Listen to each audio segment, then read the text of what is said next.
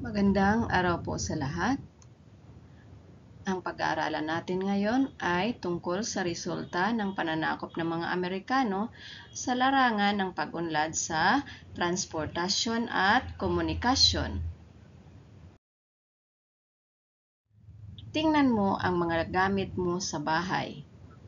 Ano kaya ang pagkakaiba ng mga gamit noon sa mga gamit sa kasalukuyan?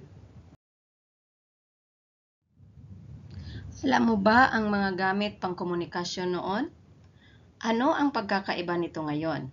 Sa mga uri ng transportasyon, ano kaya ang ginagamit ng mga tao noon sa paglalakbay sa himpapawid, pandagat at panlupa?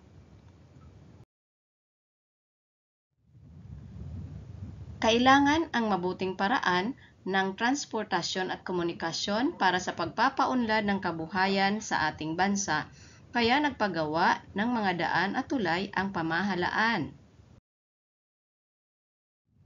Nagkaroon ng iba't ibang uri ng makabagong sasakyan tulad ng otomobil, truck, bus at trambiya. Pinalitan ng trambiya na pinapatakbo ng kuryente ang sasakyang hinihila ng kabayo sa panahon ng Espanyol. Dumating sa Maynila ang kauna-unahang kotse noong 1903. Binili ng pamahalaan ang Manila-Dagupan Railway sa mga Ingles noong 1917. Umabot ito sa La Union papuntang Hilaga at sa Albay papuntang Timog. Pag-aari ito ngayon ng Philippines National Railways. Nilinang din ang mga transportasyong panghimpapawid. Ang unang eroplano ay dumating sa Pilipinas noong 1911. Nagsimula ang pangkomersyong paglalakbay sa himpapawid ng Pilipinas noong 1930.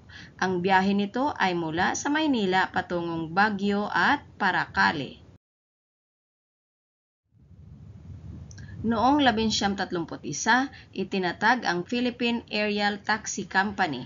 Noong 1935, ang China Clipper ng Pan American Airways ay dumating sa Maynila galing sa California. Bumuti rin ang paglalakbay dagat. Madaling narating ang timog mula sa Hilaga sa pamamagitan ng mga bagong sasakyang pandagat. Naging maunlad din ang komunikasyon noong panahon ng mga Amerikano sa Pilipinas.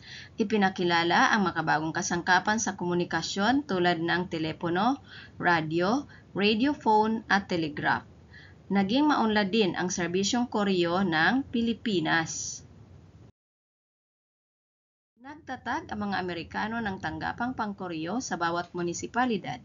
Pinangasiwaan nito ang lahat na ipadala sa koreo tulad ng mga sulat, telegram at salapi sa pamamagitan ng koreo o money order. Naging maunlad ang pakikipag-ugnayan sa iba't ibang bansa.